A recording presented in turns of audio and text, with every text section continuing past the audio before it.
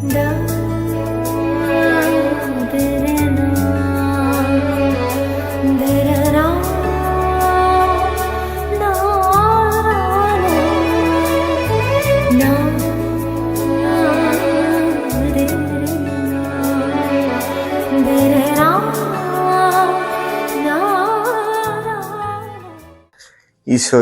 പ്രിയമുള്ളവരെ, നമ്മൾ പള്ളി കൂദാശ കാലത്തിൻ്റെ 2ാമത്തെ ആഴ്ചയിലേക്ക് പ്രവേശിച്ചിരിക്കുകയാണ്.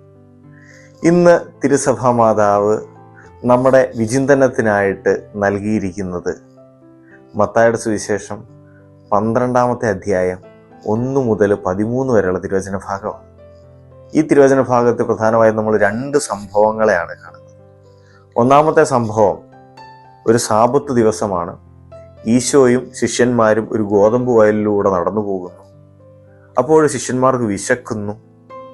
അവർ വഴിയരികിൽ നിൽക്കുന്ന ഗോതമ്പ് ചെടികളിൽ നിന്ന് കതിരുകൾ പറിച്ച് തിന്നാൻ തുടങ്ങുന്നു.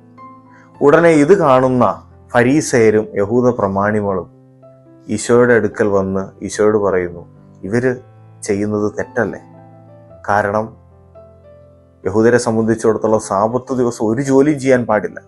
അപ്പം ഈ വഴിയരികിൽ നിൽക്കുന്ന ഗോതമ്പ് ചെടികളിൽ നിന്ന് കതിര് പറിച്ച് വിശപ്പടക്കുന്നതിനെ പോലും ജോലിയായി കണക്കാക്കിക്കൊണ്ട് ഇത് തെറ്റാണ് എന്ന് ഈശോയുടെ അടുക്കൽ വന്ന് പറയുമ്പോൾ ഈശോ വളരെ കൃത്യമായിട്ട് അവരുടെ ചിന്താഗതിയിലെ തെറ്റിനെ തിരുത്തി കൊടുക്കുകയാണ്. ഈശോ പറയുന്നത്, അങ്ങനെയെങ്കിൽ ഈശോ ഒരു പഴയ നിയമത്തിലെ ഒരു സംഭവം എടുത്തുകൊണ്ട് ദാവീദും അനുചരന്മാരും വിശന്നപ്പോൾ ദേവാലയത്തിൽ കയറി പുരോഹിതർക്ക് മാത്രം ഭക്ഷിക്കാനോ തൊടാനോ സാധിക്കുന്ന അപ്പം എടുത്ത് കഴിച്ചതിനെ കുറിച്ച് പറഞ്ഞുകൊണ്ട് ഇത് തെറ്റെങ്കിൽ അതും തെറ്റല്ലേ എന്ന ഒരു മറുചോദ്യത്തോടെ ഇവരെ ഉത്തരം മുട്ടിക്കുകയാണ്. പ്രിയപ്പെട്ടവരെ, ഈശോ പറയാൻ ഉദ്ദേശിക്കുന്ന സന്ദേശം വളരെ കൃത്യമാണ്.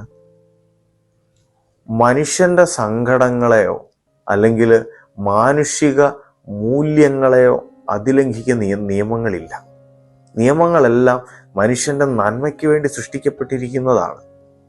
ഒരു മനുഷ്യന്റെ സങ്കടമോ വിശപ്പോ പരിഗണിക്കാതെ അല്ലെങ്കിൽ അതിനെ മാറ്റി നിർത്തിക്കൊണ്ട് അതിനെ കാണാതെ നിയമം പാലിക്കുന്നതിൽ ഒരർത്ഥവുമില്ല. പക്ഷെ വളരെ കൃത്യമായിട്ട് പറയുന്നത് ബലിയല്ല, കരുണയാണ് ഞാൻ ആഗ്രഹിക്കുന്നത് എന്നുള്ളതാണ്. പ്രിയപ്പെട്ടവരെ, അത് വളരെ കൃത്യമായ ഒരു സന്ദേശമാണ്. നമ്മൾ ബലിയർപ്പിക്കുന്നവരാണ്. ഈ ഞായറാഴ്ച ദിവസം ബലിയർപ്പിക്കാനായിട്ട് നമ്മൾ ഒരുങ്ങിയിരിക്കുകയാണ്. ബലിയർപ്പകരാണ്. അപ്പോൾ ഓരോ ബലിക്കായും ഞാനും നിങ്ങൾ അൾത്താരയ്ക്ക് മുൻപിൽ നിൽക്കുമ്പോൾ ഈ വചനം നമ്മുടെ ചെവികളിൽ മുഴങ്ങേണ്ടതാണ്, നമ്മളെ ഓർമ്മപ്പെടുത്തേണ്ടതാണ്. ബലിയർപ്പിക്കുന്ന മനുഷ്യ, നീ കരുണ കാണിക്കുന്നവനാണോ എന്ന്. നിന്റെ ബലിക്ക് അർത്ഥം ലഭിക്കുന്നത് നീ കരുണയുള്ളവനായി തീരുമ്പോൾ മാത്രമാണ്. ഓരോ ബലിക്കും ശേഷം നീ ദേവാലയത്തിൽ നിന്ന് പുറത്തേക്ക് ഇറങ്ങി മറ്റുള്ളവരോട് കരുണ കാണിക്കാനായിട്ട് കടപ്പെട്ടവനാണ് എന്നുള്ളതാണ്. പ്രിയപ്പെട്ടവർ, 2ാമത്തെ സംഭവം എന്ന് പറയുന്നത് സാബത്ത് ദിവസം തന്നെ ഫരീസയര് ഇങ്ങനെ തക്കം പാർത്തിരിക്കുകയാണ് ഈശോയിൽ ഒരു കുറ്റം ആരോപിക്കാൻ. അവിടെ രോഗിയായ ഒരു മനുഷ്യനുണ്ട്. ഒരുപക്ഷെ ആ മനുഷ്യനെ ഈശോ സുഖപ്പെടുത്തിയാൽ ഈശോയിൽ കുറ്റം ആരോപിക്കാമല്ലോ. ആ മനുഷ്യന്റെ കുടുംബത്തിനോ ലഭിക്കാൻ പോകുന്ന നന്മയെക്കുറിച്ച് ചിന്തിക്കുന്നില്ല. അതിനെക്കുറിച്ച് ചിന്തിക്കാതെ എങ്ങനെ ഈശോയിൽ കുറ്റം ആരോപിക്കാം എന്ന് മാത്രം ചിന്തിക്കുന്നു. അതുകൊണ്ട് ഈശോ ചെയ്യുന്ന ഒരു കാര്യത്തിലെയും നന്മ തിരിച്ചറിയാനായിട്ട് സാധിക്കുന്നില്ല.